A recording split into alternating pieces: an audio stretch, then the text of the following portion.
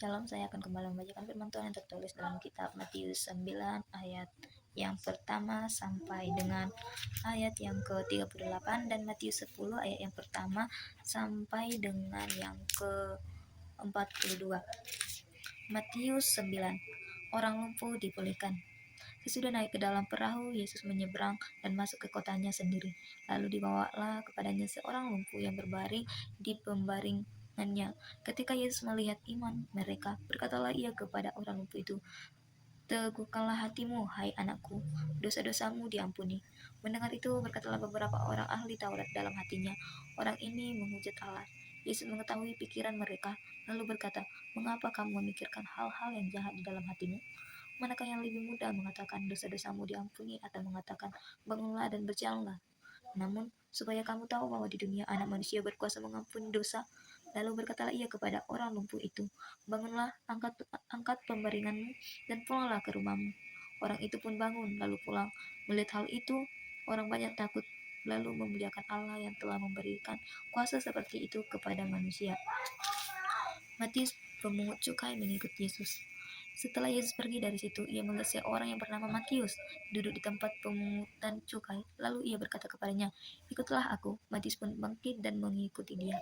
Ketika Yesus makan di rumah Matius, datanglah banyak pemungut cukai dan orang berdosa, lalu makan bersama dia dan murid-muridnya. Pada waktu orang Farisi melihat hal itu, berkatalah mereka kepada murid-murid Yesus, "Mengapa gurumu makan bersama pemungut cukai dan orang berdosa?" Yesus mendengarnya dan berkata, "Bukan orang sehat yang memerlukan tabib, tetapi orang sakit. Jadi pergilah dan pelajarilah arti firman ini. Yang ku kehendaki ialah belas kasihan dan bukan persembahan. Sebab aku datang bukan untuk memanggil orang benar, melainkan orang berdosa." Berpuasa, kemudian datanglah murid-murid Yohanes kepada Yesus dan berkata, "Mengapa kami dan orang Farisi berpuasa tetapi murid-muridmu tidak?" Jawab Yesus kepada mereka, "Dapatkah sahabat-sahabat mempelai laki-laki berduka cita selama mempelai itu bersama mereka? Namun akan datang harinya mempelai itu diambil dari mereka, dan pada waktu itulah mereka akan berpuasa. Tidak seorang pun menambalkan secari kain yang belum susut pada baju yang tua, karena kain penambal itu akan mencabik baju itu, lalu makin besar lalu koyaknya. Begitu pula anggur yang baru tidak dituang ke dalam kantong kulit yang lama, karena jika demikian, kantong itu akan koyak sehingga anggur itu terbuang dan kantong itu pun hancur. Namun anggur yang baru dituang ke dalam kantong yang baru, maka terpeliharalah kedua-duanya." Anak kepala rumah ibadat perempuan yang sakit pendarahan. Sementara Yesus berbicara demikian kepada mereka, datanglah seorang pemuka lalu menyembah dia dan berkata, "Anak perempuanku baru saja meninggal, tetapi datanglah dan letakkanlah tanganmu atasnya, maka ia akan hidup."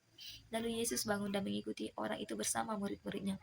Pada waktu itu, seorang perempuan yang sudah 12 tahun menderita pendarahan maju mendekat Yesus dari belakang dan menyentuh jubahnya. Sebab katanya dalam hati, "Asalku sentuh saja jubahnya, aku akan sembuh." Yesus berpaling dan memandang dia seperti berkata, "Teguhkanlah hatimu, hai anakku, imanmu telah menyelamatkan engkau." Sejak saat itu sembuhlah perempuan itu. Ketika Yesus tiba di rumah pemuka itu dan melihat peniup seruling dan orang banyak ribut, berkatalah ia, "Pergilah, karena anak ini tidak mati tetapi tidur." Namun mereka menertawakan dia.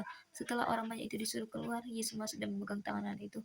Lalu bangkitlah anak itu. Tersebarlah kabar tentang hal itu ke seluruh daerah itu. Yesus memulihkan penglihatan dua orang buta. Ketika Yesus meneruskan perjalanannya dari sana, dua orang buta mengikutinya sambil berseru-seru dan berkata, "Kasihanilah kami, hai anak Daud." Setelah Yesus masuk ke dalam sebuah rumah, datanglah kedua orang buta itu kepadanya dan Yesus berkata kepada mereka, "Percayakah kamu bahwa aku dapat melakukannya?" Mereka menjawab, "Ya Tuhan." Yesus pun menyentuh mata mereka sambil berkata, "Jadilah kepadamu seperti yang kamu percayai." Lalu celiklah mata mereka. Kemudian Yesus dengan tegas berpesan kepada mereka, "Jagalah supaya jangan seorang pun mengetahui hal ini." Namun mereka keluar dan memasyurkan dia ke seluruh daerah itu.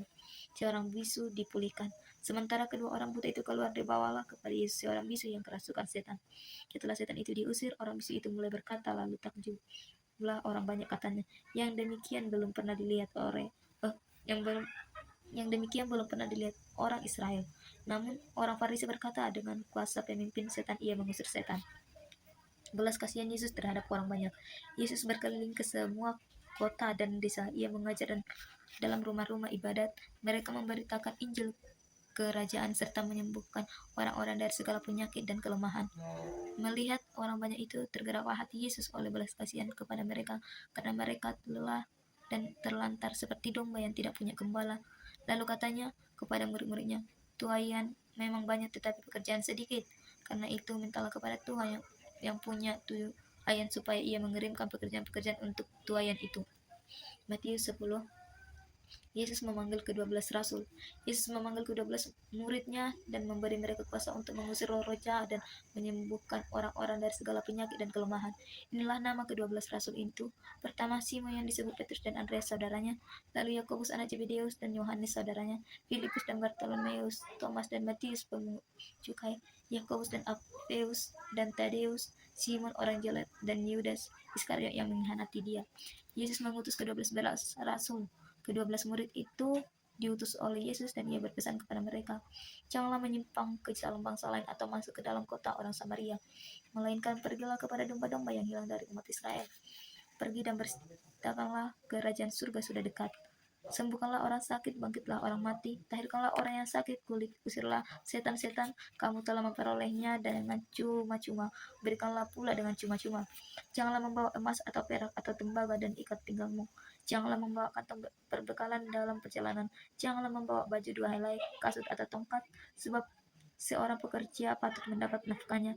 Apabila kamu masuk kota atau desa, carilah di situ si orang yang layak dan tinggalkanlah padanya sampai kamu berangkat. Apabila kamu masuk ke rumah orang, berilah salam kepada mereka. Jika mereka layak menerimanya, salam damaimu itu turun ke atasnya. Jika tidak, salam damaimu itu kembali kepadamu. Apabila seseorang tidak menerima kamu dan tidak mendengar perkataanmu, keluarlah dan tinggalkanlah rumah atau kota itu dan bebaskanlah debunya dari kakimu. Sesungguhnya aku berkata kepadamu, pada hari penghakiman tanah Sodom dan Gomora akan lebih ringan tanggungannya daripada kota itu. Penganiayaan yang akan datang dan pengakuan akan Yesus. Lihat, aku mengutus kamu seperti domba ke tengah-tengah serigala, sebab itu hendaklah kamu cerdik seperti ular dan tulus seperti merpati. Waspadalah terhadap semua orang, karena ada yang akan menyerahkan kamu kepada majelis agama dan mereka akan mencambuk kamu di rumah ibadatnya. Karena kamu akan digiring ke hadapan penguasa-penguasa dan raja-raja sebagai kesaksian bagi mereka dan bagi bangsa-bangsa yang tidak mengenal Allah. Apabila mereka menyerahkan kamu, janganlah khawatir tentang bagaimana dan apa yang harus kamu katakan, karena semuanya itu akan dikaruniakan kepadamu pada saat itu juga. Sebab bukan kamu yang berkata-kata, melainkan roh Bapamu. Dia yang akan berkata-kata di dalam kamu. Seorang saudara akan menyerahkan saudaranya untuk dibunuh, demikian juga seorang ayah terhadap anaknya. Anak-anak akan memberontak terhadap orang tuanya dan akan membunuh mereka. Kamu akan dibenci semua orang oleh karena namaku, namun orang yang bertahan sampai pada kesudahannya akan diselamatkan. Apabila mereka menganiaya kamu dalam kota yang satu, larilah ke kota yang lain. Sebab sesungguhnya aku berkata kepadamu, sebelum kamu selesai mengunjungi kota-kota Israel, Anak Manusia sudah datang. Seorang murid tidak lebih daripada gurunya, atau seorang hamba daripada tuannya. Cukuplah bagi seorang murid jika ia menjadi sama seperti gurunya, dan bagi seorang hamba jika ia menjadi sama seperti tuannya. Jika tuan rumah disebut Beelzebul, apalagi seisi rumahnya. Jadi janganlah takut terhadap mereka, karena tidak ada sesuatu pun yang terselubung yang tidak akan disingkapkan, dan tidak ada sesuatu pun yang tersembunyi dan tidak akan diketahui. Apabila kukatakan kepadamu dalam gelap, katakanlah itu dalam terang, dan apa yang dibisikkan ke telingamu, beritakanlah itu dari atas rumah. Janganlah takut terhadap mereka yang membunuh tubuh tetapi tidak berkuasa membunuh jiwa. Takutlah utama kepada Dia yang berkuasa membinasakan baik jiwa maupun tubuh di dalam neraka. Bukankah 2 ekor burung pipit dijual seharga 1 keping uang terkecil? Namun seekor pun tidak akan jatuh ke bumi di luar kehendak Bapamu. Bahkan rambut kepalamu pun terhitung semuanya. Karena itu, janganlah takut, kamu lebih berharga daripada banyak burung pipit. Setiap orang yang mengakui aku di depan manusia, aku juga akan mengakuinya di depan Bapakku yang di surga. Namun siapa saja yang menyangkal aku di depan manusia, aku juga akan menyangkal di depan Bapakku yang di surga. Yesus membawa pertentangan. Jangan menyangka bahwa aku datang untuk membawa damai di atas bumi. Aku datang bukan untuk membawa damai, melainkan pedang. Sebab aku datang untuk memisahkan orang dari ayahnya, anak perempuan dari ibunya, menantu perempuan dari mertuanya, dan musuh orang ialah orang-orang sisi rumahnya. syarat dan upah mengikut Yesus. Siapa saja yang mengasihi ayah atau ibunya lebih daripada aku, ia tidak layak bagiku. Siapa yang mengasihi anaknya, ia laki-laki atau perempuan lebih daripada aku, ia tidak layak bagiku. Siapa yang tidak memikul salibnya dan mengikut aku, ia tidak layak bagiku. Siapa yang mempertahankan nyawanya, ia akan kehilangan nyawanya. Dan siapa yang kehilangan nyawanya karena aku, ia akan memperolehnya. Siapa saja yang menyambut kamu, ia menyambut aku. Dan siapa saja yang menyambut aku, ia menyambut dia yang mengutus aku. Siapa yang menyambut seorang nabi sebagai nabi, ia akan menerima upah nabi. Dan siapa yang menyambut seorang benar sebagai orang benar, ia akan menerima upah orang benar. Siapa yang memberi air sejuk secangkir saja pun kepada seorang yang kecil, ini karena ia muridku, sesungguhnya aku berkata kepadamu, ia tidak akan kehilangan upahnya. Begitulah isi firman Tuhan. Shalom.